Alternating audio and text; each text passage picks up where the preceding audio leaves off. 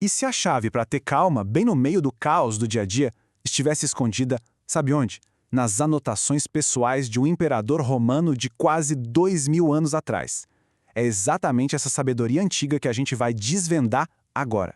E tudo começa com aquela pergunta que, lá no fundo, todo mundo se faz uma hora ou outra. Afinal de contas, onde é que se encontra a tal da vida feliz? A resposta que essa filosofia nos dá é bem direta. E para muita gente vai na contramão do que se imagina. A vida feliz não está onde a maioria procura. Não está no dinheiro, não está na fama, nem no prazer. Segundo o texto, esses caminhos são, na verdade, becos sem saída.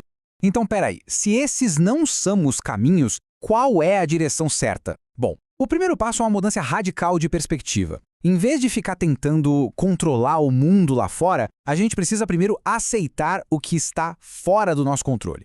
E o que é esse mundo que a gente não controla? É um fluxo constante de mudança onde tudo é passageiro. Sabe, a fama, as opiniões dos outros, a nossa própria memória, a pessoa que elogia e a que é elogiada, as duas simplesmente desaparecem com o tempo. Pensa só nisso aqui. Lucila enterrou Verus, e um tempo depois, a própria Lucila foi enterrada. Segunda enterrou Máximo, e depois foi a vez de Segunda. É um ciclo, né? Universal e inevitável. A morte não poupa ninguém, nem mesmo os grandes nomes da história. E se tudo isso é natural, se é o esperado, a pergunta que fica é por que a gente se perturba tanto? A doença, a perda, a morte, tudo isso faz parte do fluxo da vida. A ideia aqui é que a natureza nunca nos dá um fardo que a gente não consiga carregar. Certo.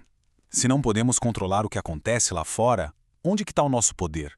A resposta é aqui dentro. É no nosso mundo interior que a gente encontra a verdadeira liberdade e a nossa força. E aqui está o pulo do gato, a distinção mais importante de todas. De um lado, tem o acontecimento, o fato bruto, que está fora do nosso controle. Do outro lado, tem o nosso julgamento, ou seja, a história que a gente conta para a gente mesmo sobre esse fato.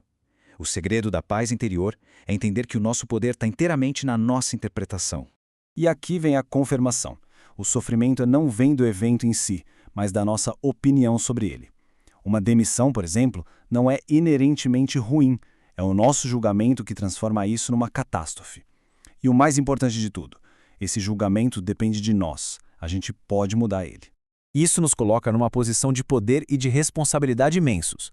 Nós somos os guardiões da nossa própria mente. Depende só da gente não deixar que a maldade, o desejo descontrolado ou a perturbação criem raízes na nossa alma. Ok. Fortalecemos nosso mundo interior. Mas como é que essa fortaleza interna se relaciona com o mundo lá fora, principalmente com as outras pessoas? O princípio aqui é fundamental. Nós somos seres sociais. Nascemos para cooperar, para viver em comunidade. A nossa natureza, no fundo, é interligada. E se a gente nasceu uns para os outros, como é que se deve agir? Especialmente quando as pessoas erram ou nos frustram. A filosofia oferece duas opções, e só duas. A primeira, instruir com paciência. Se isso não funcionar, a segunda é suportar com tolerância. Ou seja, ensinar ou suportar. Não existe uma terceira opção para a raiva ou para o ressentimento.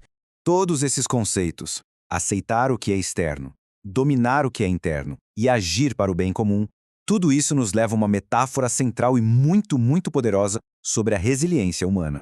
Essa resiliência vem do que o texto chama de guia interior.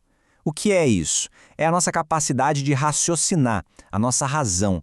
É aquela parte da gente que pode se manter calma, clara e intocada, não importa o tamanho do caos que esteja acontecendo do lado de fora.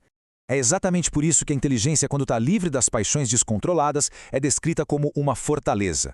É um refúgio interno, impenetrável. Um lugar seguro dentro da gente onde sempre podemos encontrar a paz, não importa a tempestade que esteja lá fora. E isso tudo nos deixa com uma última reflexão. Se a nossa mente pode ser essa fortaleza, esse lugar de segurança absoluta, a pergunta que fica é: quem é o responsável por vigiar os portões? Quem decide o que entra e o que fica de fora? A resposta, como toda essa filosofia nos mostra, está dentro de cada um de nós.